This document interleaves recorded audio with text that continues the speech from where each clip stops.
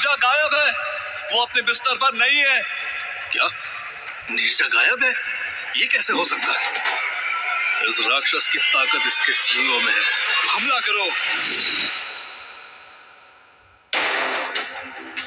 गांव में अचानक चीख पुकार मच गई। लोग डर और घबराहट में इधर उधर भागने लगे। उनके लिए नीरजा अब एक राक्षसी बन चुकी थी, जिसे देखकर हर कोई दहशत में था।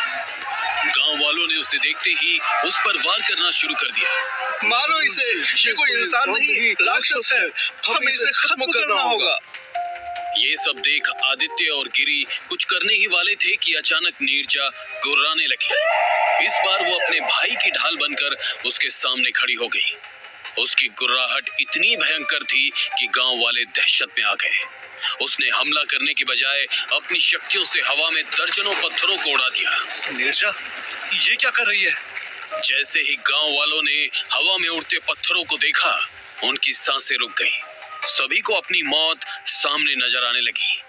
पत्थरों के डर से हर कोई सन्न रह गया, जैसे किसी ने उनकी आवाज छीन ली हो। ये क्या हो रहा है? हम मारे जाएंगे। हर किसी के चेहरे पर खौफ की लकीरें साफ दिखाई दे रही थी। पूरे माहौल में एक भयानक सन्नाटा छा गया, जैसे ये मौत से पहले की खामोशी हो। नीरजा, तुम अब क्या करोगी? उस सन्नाटे में हर कोई खौफ में जकड़ा हुआ था, जैसे समय ठहर गया हो। नीरजा की शक्तियां अब सभी के लिए एक खौफनाक पहेली बन चुकी थी। हमें मत मारो, हम बेकसूर हैं। आखिर हमने तुम्हारा क्या बिगाड़ा है? हमें जाने दो। मेरे भाई पर हमला किया तो मैं छोड़ूंगी नहीं। नीरजा, तुम इसे नहीं मार सकती। तुम किसी की जान नहीं ले सकती। इस राक्षसी ताकत को तुम खुद पर हावी मत होने दो।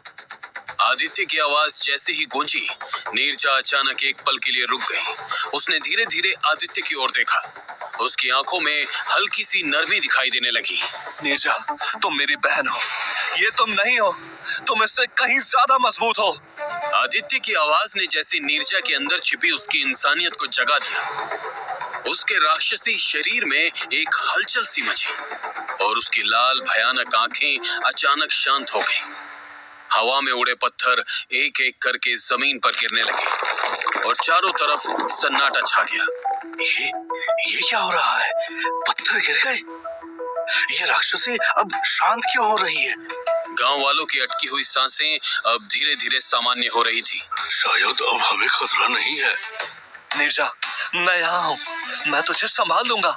हम साथ में हैं, हमेशा। आदित्य उसे शांत करने की कोशिश कर रहा था।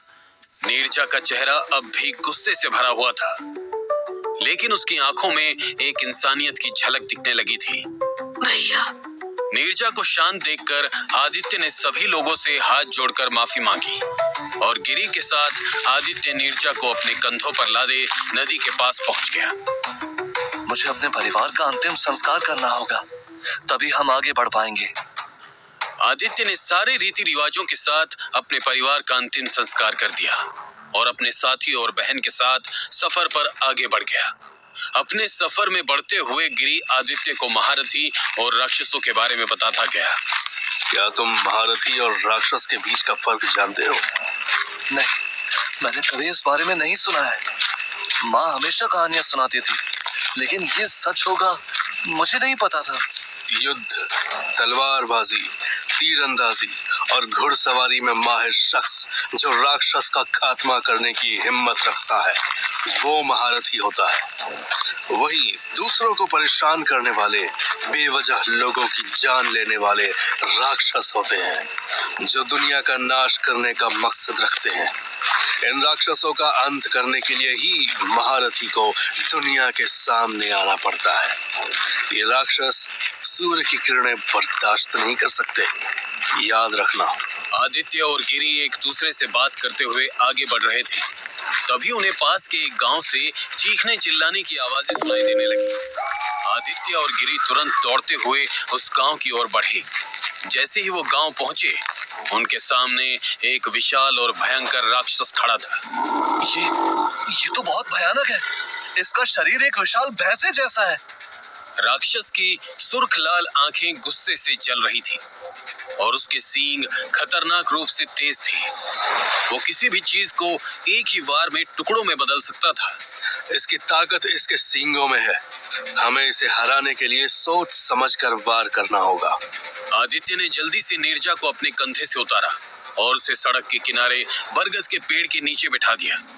तुम यहीं रुको, मैं इसे संभाल लूंगा। फिर आदित्य और गिरी दोनों राक्षस का सामना करने निकल पड़े। वो दौड़ते हुए उस भैंसे जैसे राक्षस पर कूद पड़े, लेकिन उनके हमले का उस पर कोई असर नहीं हुआ। तुम्हारी ये कमजोर कोशिशें मुझे कुछ नहीं कर सकती। राक्षस ने अपने तेज वार से आदित्य को दूर पटक दिया। आदित्य जमीन पर गिर पड़ा और घायल हो गया, लेकिन उसने हार नहीं मानी। हमें इसे रोकना ही होगा, चाहे कुछ भी हो। हम हार नहीं मानेंगे। चल, पूरी ताकत से हमला करो। दोनों एक बार फिर से पूरी ताकत के साथ उस राक्षस की तरफ बढ़े। गिरी ने अपनी पूरी ताकत से राक्षस की टांग पकड़कर उसे दूर फेंक दिया। राक्षस चित्त हो गया, लेकिन अभी भी उसकी जान बाकी थी। तुम मुझसे जीत नहीं सकते। राक्षस गिरी की तरफ बढ़ने लगा। तभी गिरी ने अपनी पूरी ताकत से उसके दोनों सींग उखाड़ फेंके और अपनी तलवार से उसे काट दिया। तुम्हारी ताकत खत्म। राक्षस की सारी ताकत उसके सींगों में थी। सींग टूटते ही उसका शरीर कमजोर पड़ गया और तलवार ने उसकी जान ले ली। गिरी, आपने कर दिखाया। राक्षस धीरे धीरे धुआं बनकर गायब हो गया और गांव में शांति लौट आई। हम साथ थे, इसलिए जीत पाए। अच्छा लड़ते हो। आदित्य और गिरी ने एक दूसरे की तरफ देखा। दोनों की आंखों में जीत की चमक थी। गांव वालों ने राहत की सांस ली और नीरजा पेड़ के नीचे बैठी भाई की ओर गर्व से देख रही थी। सभी गांव वाले उनके आगे घुटने टेक कर उसका धन्यवाद करने लगे।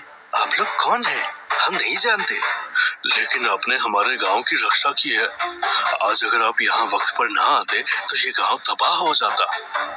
हम आपके एहसानमंद रहेंगे।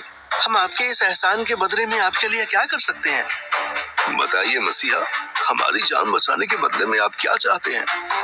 हमें आपसे कुछ भी नहीं चाहिए। दुनिया की रक्षा हमारा कर्तव्य है। बस रात में रुकने की व्यवस्था कर दीजिए। आदित्य और गिरी ने पेट भर खाना खाया। गांव वालों से छुपा कर रखी नीरजा को आदित्य अपने साथ झोपड़ी में ले आया और वो लोग शांति से सो गए। गिरी ने एक बार सोए हुए आदित्य और नीरजा की तरफ देखा और सोचने लगा। उम्मीद करता हूँ कि मेरा नीरजा को जिंदा छोड़ने का फैसला सही निकले। मुझे पता नहीं तुम्हारी मदद कैसे करूंगा, लेकिन तुम फिक्र मत करो आदित्य, हम जल्दी ही नीरजा को ठीक कर लेंगे। अगली सुबह जब तेज सूरज की रोशनी आदित्य और गिरी की आंखों पर पड़ी तो उनकी नींद खुल गई। नींद खुलते ही दोनों नीरजा को जगाने के लिए आगे बढ़े। तभी आदित्य चिल्लाया, गिरी, नीरजा गायब है। वो अपने बिस्तर पर नहीं है। क्या? नीरजा गायब है? ये कैसे हो सकता है? क्या नीरजा सचमुच गायब हो गई है? आखिर नीरजा रातों रात कहाँ गायब हो गई? क्या आदित्य और गिरी नीरजा को खोज पाएंगे?